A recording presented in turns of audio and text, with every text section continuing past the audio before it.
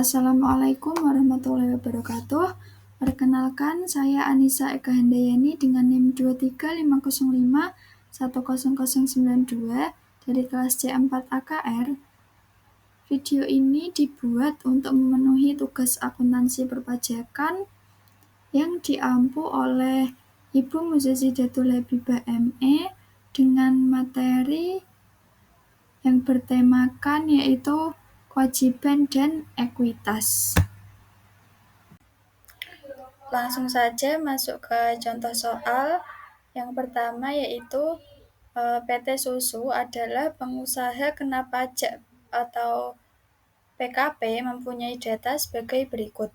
Masa pajak pada bulan Juli 2011 terdapat PPN lebih bayar yaitu sebesar 60 juta rupiah dan belum dikompensasikan dan diminta restitusinya. Sedangkan untuk masa pajak Agustus 2011 terdapat PPN keluaran yaitu sebesar 180 juta rupiah, sedangkan PPN masukannya yaitu sebesar 100 juta rupiah. Buatlah ayat jurnal penutup untuk PT Susu untuk bulan Agustus 2011. Baik, langsung saja ke pembahasan. Diketahui di sini PPN lebih bayar pada bulan Juli 2011 itu sebesar 60 juta rupiah. Di sini PPN-nya itu belum direstitusi, artinya masih bisa dikompensasi. Selanjutnya untuk PPN keluarannya pada bulan Agustus 2011 ini sebesar 180 juta rupiah. Dan untuk PPN masukan pada bulan Agustus 2011 itu sebesar 100 juta rupiah. Maka untuk perhitungannya yaitu kompensasi PPN masukan dari bulan sebelumnya itu PPN masukan sama dengan 100 juta rupiah itu pada bulan Agustus ditambah 60 juta rupiah untuk kompensasi di bulan Juli. Jadi di sini untuk total PPN masukannya yaitu sebesar 160 juta rupiah. Baik, selanjutnya kita akan menghitung selisihnya yaitu PPN keluaran dikurangi dengan PPN masukan. Di sini PPN keluarannya yaitu sebesar 180 juta dikurangi PPN masukannya sebesar 160 juta memperoleh hasil sebesar 20 juta rupiah. Maka di sini PT Susu itu harus masih menyetor PPN-nya sebesar 20 juta rupiah. Selanjutnya ada jurnal penutup untuk PT Susu pada bulan Agustus 2011 untuk mencatat PPN keluaran dan juga PPN masukannya. Pada bulan Agustus 2011 di sini ada pencatatan transaksi PPN keluaran di debit yaitu sebesar 180 juta dan PPN masukan di kredit sebesar 160 juta rupiah. Dan selanjutnya ada utang PPN. Ini untuk kas negara itu dikredit sebesar 20 juta rupiah.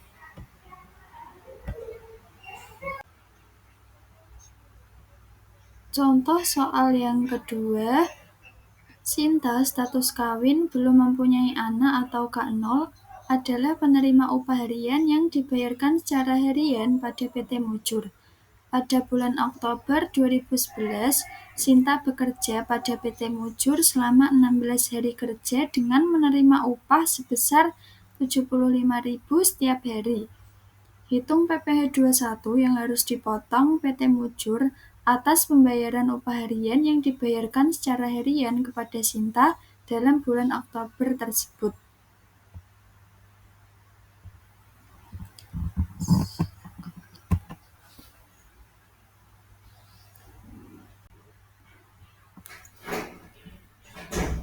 Selanjutnya yaitu kita ke pembahasan. Di sini diketahui untuk status Sinta tadi itu belum kawin dan tidak punya anak atau K0 Dan untuk upah per harinya itu sebesar 75.000. Hari kerja di bulan Oktober hanya 16 hari saja. Dan untuk total upahnya yaitu tinggal dikali saja. Tadi Sinta kan bekerjanya 16 hari dikali untuk upah per harinya yaitu sebesar 75.000.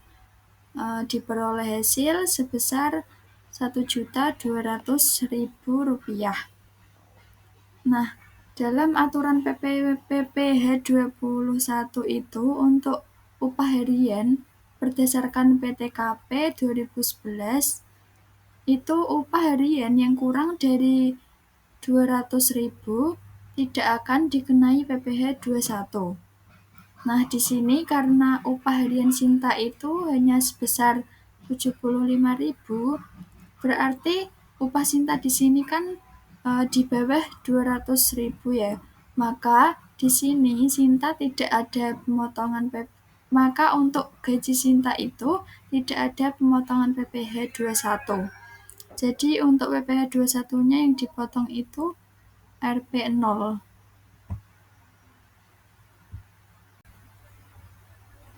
Selanjutnya, contoh soal yang ketiga. Data ekuitas PT Prima per 1 Januari 2011 adalah sebagai berikut. Modal saham preferen 8%, $150 nilai nominal, kumulatif 30.000 saham diotorisasi, 8.000 saham ditempatkan dan disetor. Modal saham biasa $80 nilai nominal, 50.000 saham diotorisasi, 10.000 saham ditempatkan, dan 10.000 saham di-store.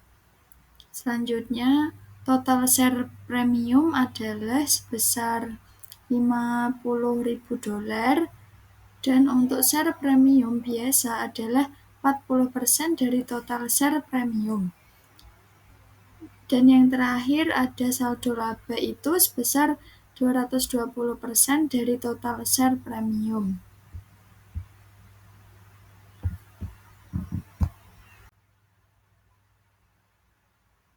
Transaksi yang berhubungan dengan ekuitas PT Prima selama tahun 2011 adalah sebagai berikut. Pada bulan Januari tanggal 10 itu menjual 300 lembar saham preferen dan 1.000 lembar saham biasa secara tunai dengan kurs 105. Pada tanggal 5 Februari membayar biaya pengacara sebesar $48.000 dengan menerbitkan 550 lembar saham biasa. Pada tanggal 20 Maret membeli peralatan dengan menerbitkan 150 lembar saham preferen dan 350 lembar saham biasa. Harga pasar saham preferen dan saham biasa adalah $160 dan $75 per lembar. Tanggal 15 April membeli kembali 10% lembar saham biasa yang beredar dengan harga $65 per lembar. Pada tanggal 30 Mei melakukan share split 1 menjadi 2. Tanggal 25 Juni membeli kembali 1.000 lembar saham biasa yang beredar dengan mengeluarkan uang tunai sebesar $30.000. Pada tanggal 8 Juli menjual 2.000 lembar saham Treasure dengan keuntungan 33 per lembar.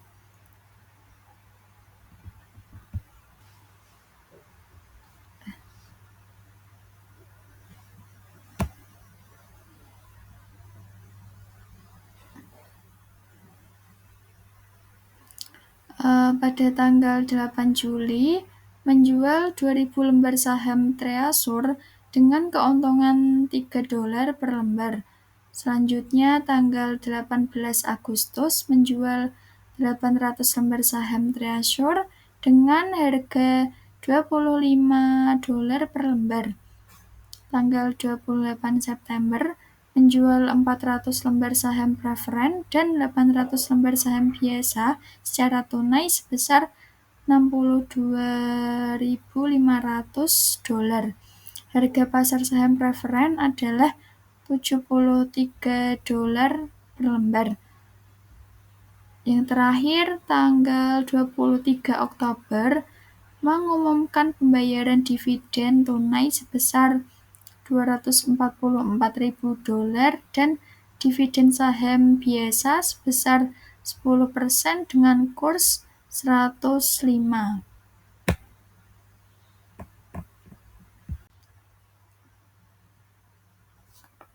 Selanjutnya, tanggal 13 November mencatat nama pemegang saham yang menerima dividen. Tanggal 3 Desember membagikan dividen tunai dan saham biasa yang telah diumumkan. Dan pada tanggal 27 Desember ditemukan kesalahan tahun 2010 di mana beban depresiasi lebih besar dari $2.000. Yang terakhir itu tanggal 31 Desember mengumumkan laba neto setelah pajak sebesar $450.000. Catatan untuk A, saham Treasure dijual dengan menggunakan metode FIFO, dan yang kedua yaitu tidak ada dividen tunai yang dibagikan untuk tahun 2010.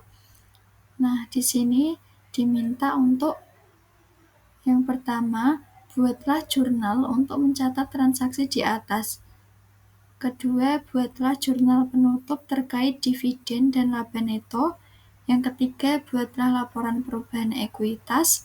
Yang keempat, susunlah bagian ekuitas dari laporan posisi keuangan per 31 Desember 2011. Dan yang terakhir, hitunglah jumlah dividen dan dividen per lembar untuk saham preferen dan saham biasa. Baik, langsung saja ke pembahasannya. Yang pertama, pencatatan jurnal.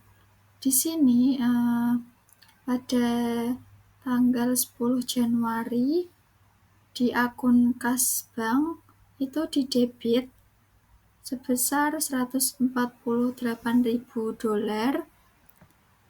Dan selanjutnya ada di Sagio saham preferen yaitu 300 dikali $150 dikurangi 31.500. Di sini diperoleh hasil $13.500 di debit. Selanjutnya ada saham preferen diperoleh dari 300 dikali $105 itu di kredit, diperoleh hasil sebesar $31.500. Selanjutnya ada saham biasa 1.000 dikali $105, hasilnya yaitu sebesar $105.000. Dan yang terakhir Agio saham biasa itu diperoleh dari 105.000 dikurangi $80 dikali 1.000, hasilnya yaitu $25.000. Selanjutnya tanggal 5 Februari ada biaya pengacara itu didebit sebesar $48.000 dan saham biasa dikredit sebesar $44.000. Yang terakhir tanggal 5 Februari itu ada Agio saham biasa diperoleh dari 48.000 dikurangi $80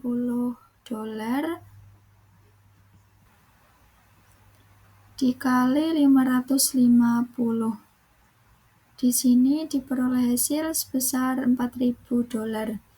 Selanjutnya tanggal 20 Maret ada akun peralatan. Di sini didebit sebesar $51.750. Ada juga di Sagio saham biasa diperoleh dari $80 dikali 350 dikurangi 26.250, hasilnya yaitu $1.750. Selanjutnya ada saham preferen. Di kredit itu diperoleh dari 150 dikali $160, hasilnya yaitu $24.000 di kredit. Selanjutnya ada agio saham preferen, diperoleh dari 150 dikali $150 dikurangi 24.000, hasilnya yaitu $1.500 di kredit. Yang terakhir saham biasa itu diperoleh dari 350 dikali 875, hasilnya yaitu $26.250. Pada selanjutnya tanggal 15 April ada saham Treasure di debit, itu diperoleh dari 51.900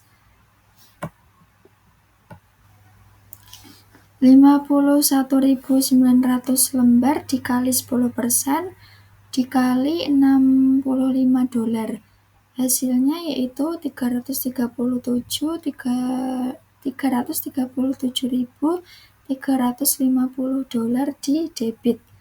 Selanjutnya ada di sagio saham. Di sini diperoleh dari 1.900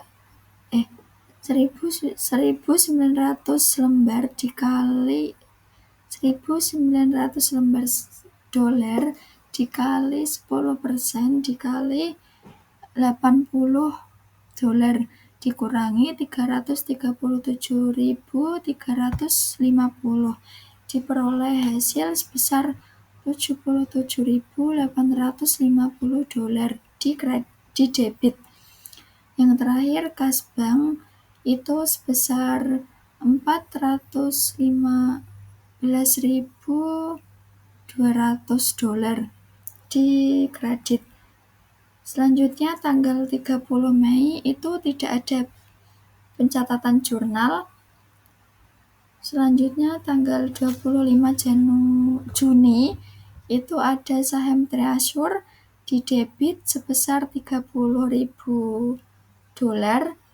Selanjutnya ada di sagio saham biasa, diperoleh dari $80 dikali 1.000 dikurangi 30.000, hasilnya yaitu sebesar $50.000 di debit. Yang terakhir yaitu kas di kredit sebesar $80.000.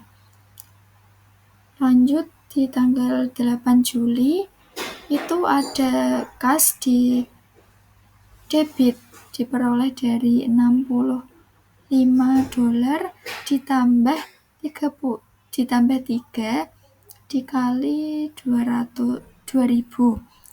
Nah, di sini diperoleh hasil sebesar $136.000.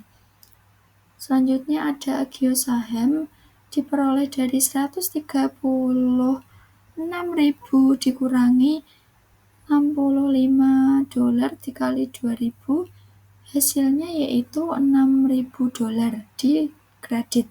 Yang terakhir ada saham Treasure. Di sini yaitu diperoleh dari $65 dikali 2.000, hasilnya yaitu $130.000 di kredit. Selanjutnya tanggal 18 Agustus itu kas diperoleh dari $25 dikali 800, hasilnya yaitu $20.000 di debit. Selanjutnya ada di sagio saham diperoleh dari $25 dikali 800 dikurangi 20.000, hasilnya yaitu sebesar $32.000. Dan yang terakhir ada saham Treasure, itu $65 dikali 800, Hasilnya yaitu sebesar $52.000 di kredit. Selanjutnya yaitu tanggal 28 September.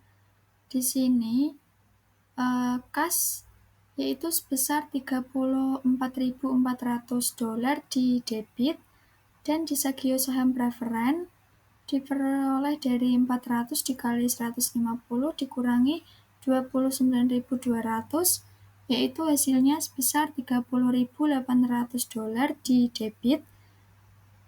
Selanjutnya ada di Sagio saham biasa diperoleh dari 800 dikali 80 dikurangi 50.000 hasilnya yaitu $14.000 di debit.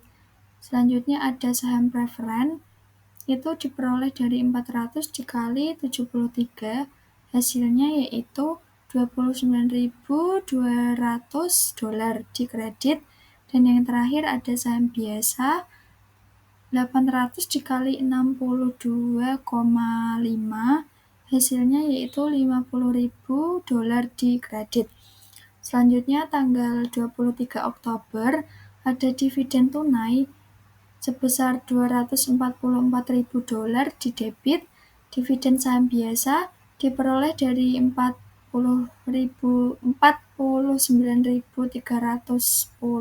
dikali 10% dikali 105 hasilnya yaitu $517.755 di debit.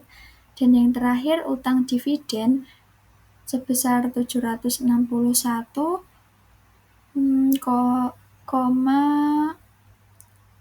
utang dividen $761.755 di kredit.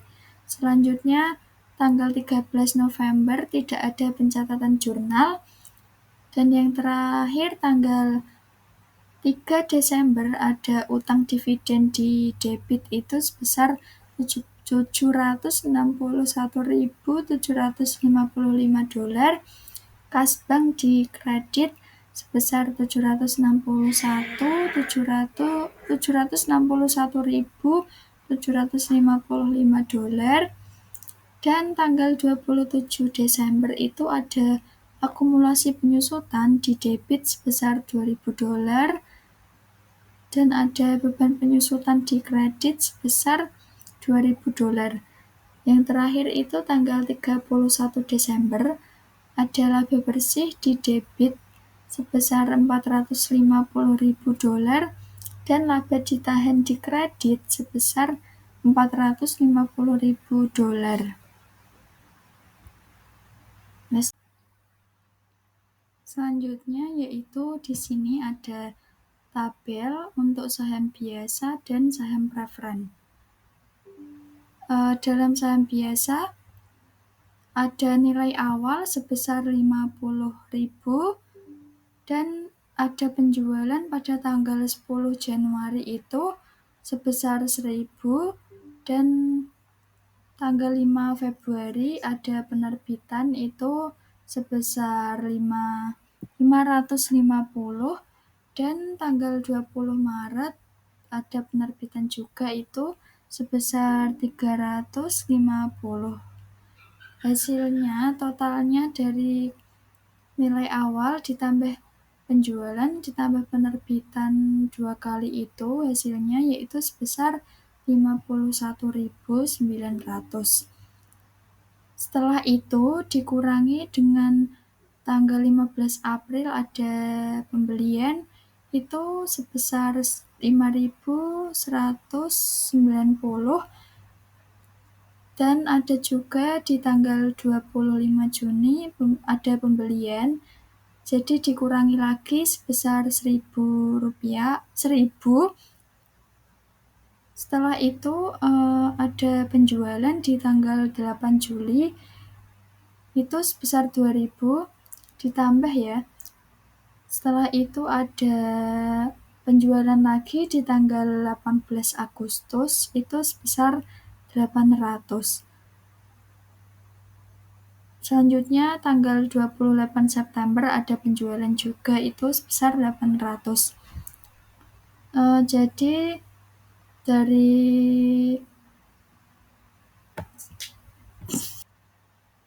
dari pencatatan transaksi tadi itu saldo akhirnya yaitu sebesar 49.310 untuk saham biasa. Selanjutnya ada saham preferen, nilai awalnya yaitu 30.000. Selanjutnya tanggal 10 Januari ada penjualan sebesar 300 dan tanggal 5 Februari ada penerbitan yaitu sebesar 150. Dijumlahkan semuanya hasilnya yaitu 30.450. Tanggal 28 September ada penjualan di situ sebesar 400.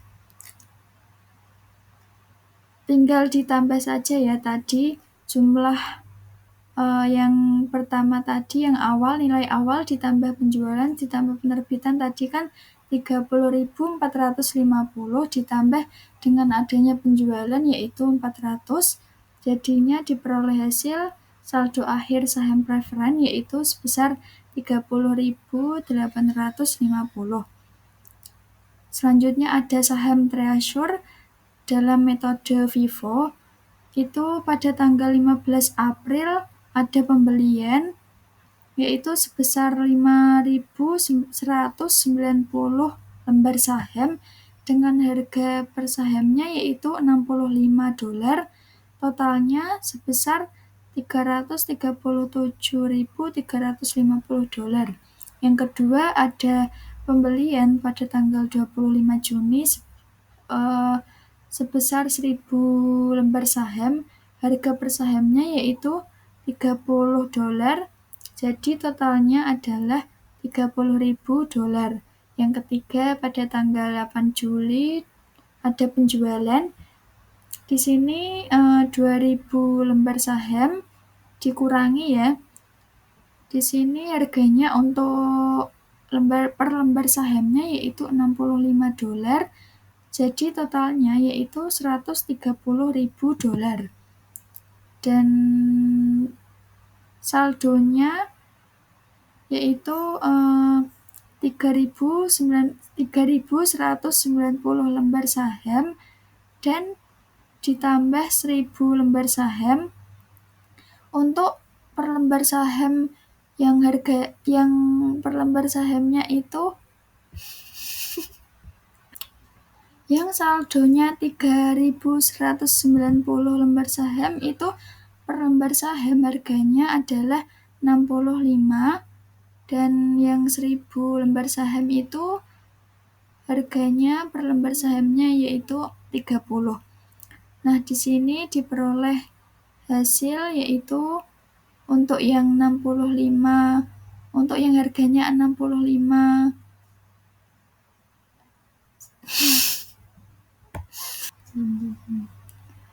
untuk yang tadi harganya 65 itu per lembar saham itu diperoleh total sebesar 207.350 dan yang 30 dan yang harganya 30 per lembar saham itu totalnya yaitu sebesar 30.000. Selanjutnya ada penjualan di tanggal 18 Agustus yaitu 800 lembar saham itu dikurangi ya. Untuk harga per lembar sahamnya yaitu 65, jadi diperoleh total sebesar $52.000. Yang terakhir untuk saldonya yaitu 2.390 lembar saham, harga per lembar sahamnya yaitu 65, totalnya diperoleh hasil sebesar 259.350 dan yang kedua untuk saldo yang 1.000 lembar saham, harga per lembar sahamnya yaitu sebesar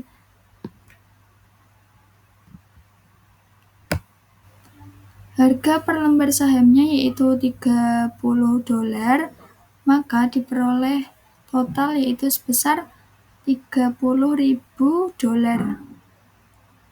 Jadi itu ya untuk saham Treasurnya dalam menggunakan metode FIFO, first in first out.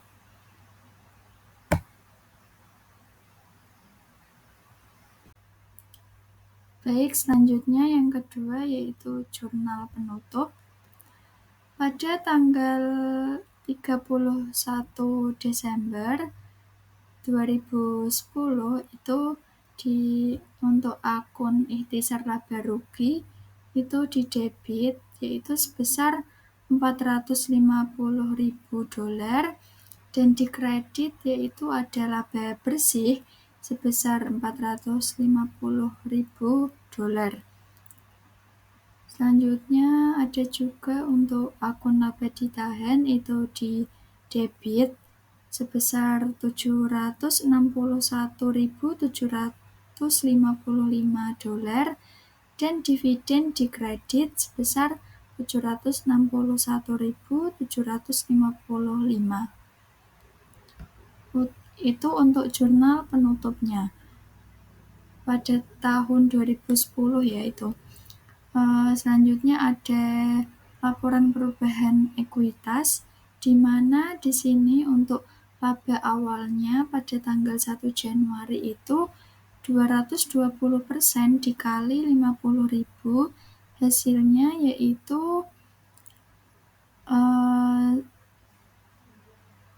tadi itu diperoleh dari laba awal diperoleh dari 220% dikali $50.000, hasilnya yaitu sebesar $110.000. Untuk modal awal saham terdiri dari ada 4 saham ya. Yang pertama yaitu ada saham biasa itu $80 untuk 50.000 saham yang beredar yaitu totalnya sebesar $4 juta. Dan yang kedua ada saham preferen itu sebesar $150 untuk 30.000 saham yang beredar itu totalnya adalah $4.500.000. Dan yang ketiga ada saham biasa yaitu $80 untuk 8.000 saham yang ditempatkan, totalnya yaitu $640.000.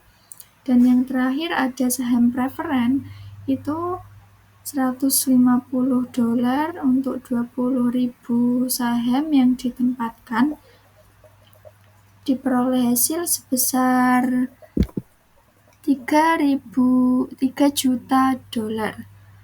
Jadi untuk total modal sahamnya yaitu diperoleh hasil sebesar $12.140.000.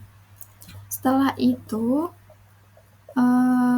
ditambah dengan agio saham sebesar $36.500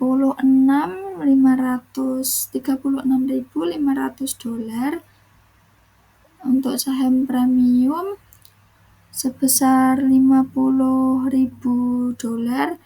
dan yang terakhir ada laba berjalan itu sebesar $450.000. Hasil dari ketiga saham tersebut dan laba berjalan hasilnya yaitu untuk total modal yang akan disetor yaitu sebesar $536.500. Setelah itu dikurangi dengan disagio saham sebesar $219.900, dikurangi lagi dividen yaitu sebesar $761.755, yaitu untuk pengurangannya di Sakio saham ditambah dividen itu hasilnya 981.655 dolar untuk total pengurangannya. Dari awal ya, ini berarti laba awal yaitu sebesar 110.000 dolar ditambah dengan total modal saham sebesar 12.140.000 dolar ditambah lagi untuk total modal yang akan disetor yaitu sebesar 536.500 dolar. Setelah itu baru dikurangi di Sakio saham dan dividennya, yaitu tadi total pengurangannya sebesar 981.655 dolar. Hasilnya untuk modal akhir dalam laporan perubahan ekuitas yaitu sebesar 11.804.845 dolar.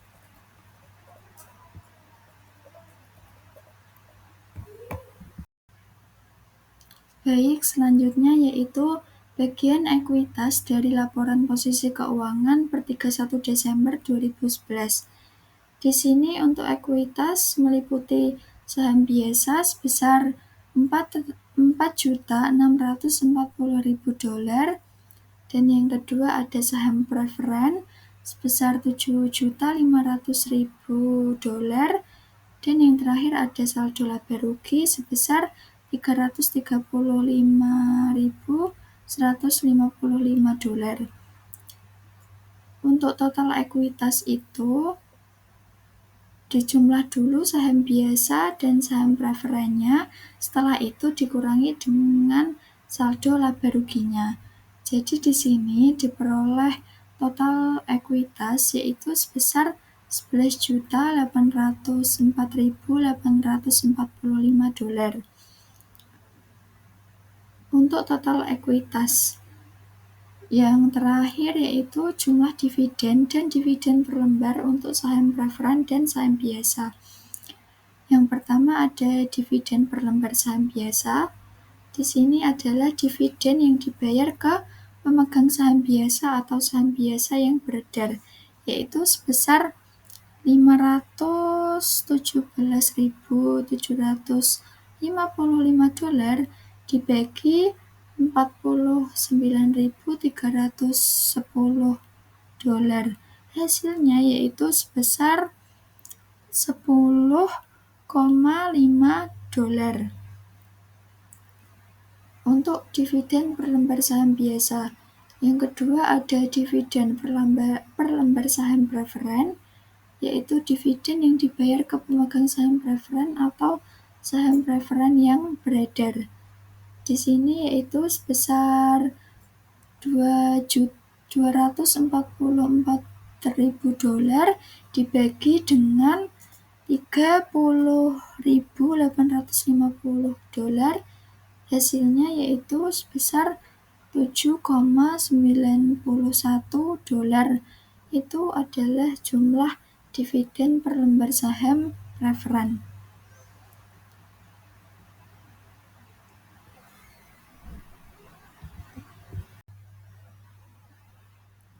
Sekian presentasi dari saya. Apabila ada salah kata atau perbuatan, mohon dimaafkan. Semoga bermanfaat. Terima kasih. Wassalamualaikum warahmatullahi wabarakatuh. Waalaikumsalam.